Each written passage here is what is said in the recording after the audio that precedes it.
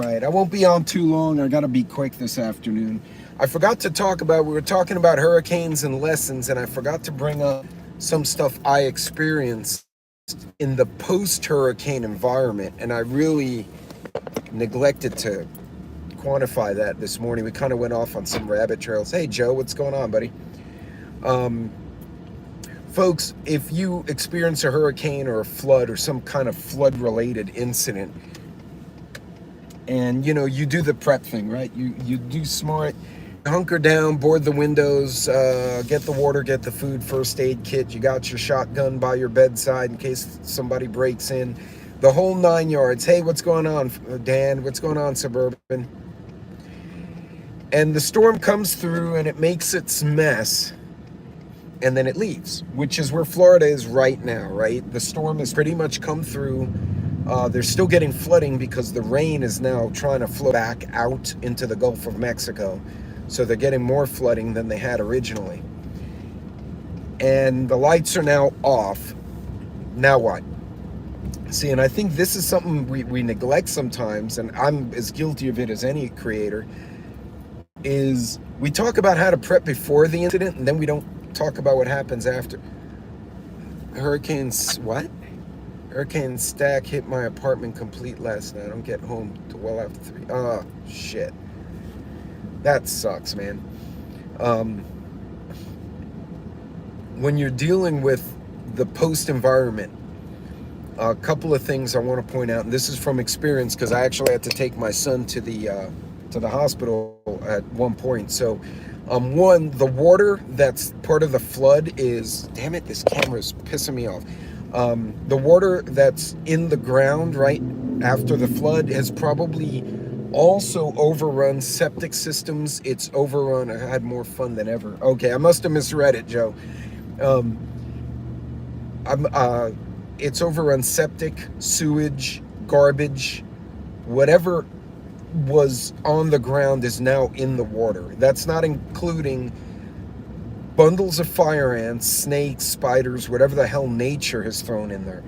There's a lot of contaminants in the water. If you're going to walk in that water, because you have to, make sure, one, you don't have any open wounds on your feet. My son did. It got infected, and he wound up having to have a little piece of foot removed, like from his heel, and then he was stitched, and that, he said, was the most painful thing he's ever had done. And this is a kid who broke bones. Oh, Marco, I had some epic hurricane parties, but that's later. So the water's contaminated. Do not drink it. Do not play in it. Do not let your dogs drink it, or you'll have sick dogs, because there'll also be chemicals and other shit. So one, yeah, that water is not bueno. Two, watch for downed power lines. We don't think about this enough, but sometimes the power companies don't turn off the power quickly, or even worse, someone powers up a generator, somehow finagles it into their house, and they don't disconnect certain areas of the house that have been flooded, and now you've charged the water, right? And that's another thing you don't want. Aside from contamination, you don't want to get electrocuted. Yes, Giardia, it is serious. It's that kind of stuff is nasty. Also, snakes will come out in Texas. Down on the coast, you have what they call the cottonmouth, or the water moccasin, is kind of cousins of each other. And these sons of bitches are, not only do they come out, they get very aggressive. Unlike, say, a rattlesnake, which will strike to defend itself, but its intent is to make you go away. Hence the rattle. These bastards will come after you if you get close to their nest. They will swim very fast and strike you in the water. So you don't need that. So another hazard is the animal hazard. Below the water, you cannot see what's in that water, right? Because it's typically just full of crap. Driving in the water should only be done if necessary. It's not that my truck can't clear the water. I don't know what's down there. I could run over a board with nails. I could run over pieces of steel. Also, some of the overpasses over like drainage ditches and bayous got washed out. And It took the engineers weeks to get that fixed because they had to bring in crews and cement. If you put the weight of a vehicle on that bridge after some of the supports have washed out, you very easily could wind up in the water, and now you're trapped in a submerged vehicle, which, as I mentioned this morning, caused a lot of the fatalities in Harvey. Hey, coffee. So contaminated water, angry animals, electricity, and power. Uh, Also, if you have to go out in the water and you have to clean up, which you probably will, try to decontaminate as best as you can. If you've done your preps and you had enough room and you did them right, you should have some water, if nothing else, to take a bath from a spaghetti pot. Basically, like, pour water over yourself with a cup, soap yourself down, rinse yourself with another cup of water. And hey, Angie, what's going on? And decontaminate yourself. If you can't, you can definitely use baby wipes. And if you have any open cuts that have been exposed to the contaminated water, use alcohol or an alcohol wipe to clean that out as best as you can. And then if it starts to bother you a few days or weeks later, go get it looked at. Don't wait till it hurts like holy hell like my son did, because he was being a trooper, to be fair. He was helping a neighbor, got a cut on his leg and didn't pay attention to it. So you want to watch for that kind of stuff. Also, falling objects. So the trees will be weak, the branches will be messed with. There may be pieces of your own house that are loose. You don't want to go out in that and have something drop on someone's head and hurt them. Right? And then, of course, there's a human element. Now, there may be people doing dumb shit like riding up the street in jet skis. Although it's funny to witness, that's a great way to hit someone with a damn jet ski or to crash the jet ski into a submerged vehicle and kill themselves or hurt someone else because they lose control. So be aware of stupid. And there's a lot of stupid available. Hey, my mother Spark. And anyone I missed in the chat. Also, then there's always the criminal element, right? So if you have solar lights, as soon as the storm passes, for whatever reason, it always gets really sunny. I guess because it takes all the moisture with the storm. Put the solar lights out if they're not already charged. And then have some outside, have some inside. So you save your batteries, right? Use the solar stuff first. But put enough lighting outside that's passive, so that when you look out the door or look out the window, you can at least see who's out there. Nobody should come banging on your door and saying they're from the government. That's bullshit. Okay, when the guard, like I said, I deployed with Harvey, the guard, FEMA, everyone's going to be worried about either handling the evacuee camps or shelters, or they're going to be doing food distribution or dealing with an infrastructure issue. Nobody should be going door to door unless it's the fire or uniformed cops to tell you, hey, you have to leave because this area is going to get 2 feet of water and you're going to be underwater, right? If they're not in uniform, the FBI or ATF should not be knocking on your door. Okay, they have no freaking business in a disaster area unless it was a terror attack. So if somebody and I'm not knocking the FBI guys, but I'm saying someone shows up, oh, I'm a federal agent, bullshit. If you get that happen, call law enforcement and tell them there's someone claiming to be a federal agent at my door, and I need a uniformed officer to check this dude out. And I promise you, if cops think someone's impersonating them, that's like their worst nightmare, because then nobody trusts them and they get even more shit than they normally do. So they're like, they're going to go and find out if the guy's legit. But again, that's a small percentage. You do get a lot of thievery. You get a lot of break-ins. So be prepared for that, and, you know, do what needs to be done. And I won't say anything more about it so the YouTube doesn't put me in jail again. But again, there's a lot of hazards. So the water is a big hazard, electricity, falling objects, injuries, and stupid people, and then criminals who sometimes are not stupid, they're actually smart. And those are the worst ones because they think about what they're doing, and they become very hard to deal with. Once you've secured your area and everyone's good, I would check your property. and then check your neighbor's property. And if your neighbors are there, check in with them. Love the stupid criminals who are... Yeah, I never understood that. So, true story, during Katrina, one of the staff sergeants we had was actually in Katrina in Louisiana. He went from Texas. They stopped two old guys who had stolen a case of wine, a case of beer, and slices of bread. And the cops were like, hey, the cop was with the guardsman. They're like, hey, where you going? He's like, I left $20 there. I don't know how much it was. He said, I left money on the counter of the liquor store. But, oh no, he said, I left my phone number on the door of the liquor store. I wrote in Sharpie. And they actually, guy did. I told him what I took, but we're stuck in our house. And we figured we'd get drunk and make peanut butter sandwiches. And the guardsmen let him go. They're like, you're not doing anything wrong. Just don't break into anyone else's house. But yeah, I never understood stealing TVs. You have no power, and the TV's going to get in the water, and then it'll be broken anyway. So you've just wasted everything. And again, also remember the driving. You can't see what's in the street if it's covered in a foot of water. You don't want to blow out a tire and lose your vehicle because you were trying to get somewhere. If you don't have to go, don't go. If you can't see the road, don't drive on it. It's not an ego thing, it's a practicality thing. There's no need to blow open a tire or sink your car. Hey, Wolf. Hey, my mother Spark. There are a few others snuck in on me here. Hello again, Coffee. So, just be smart. And again, remember the water, the animals, the contamination, open it wounds, falling objects, stupid people, watch your driving, and of course criminals. And there's a difference between stupid and criminals. The stupids don't mean to do it. So if you see someone doing something that may be hurtful to themselves or others, at least say, hey, don't do that. That's a bad idea. And if they tell you, hey, mafangu, all right, fine. Go and hurt yourself, pendejo, because there'll be no ambulance for you. So, because they're busy somewhere else.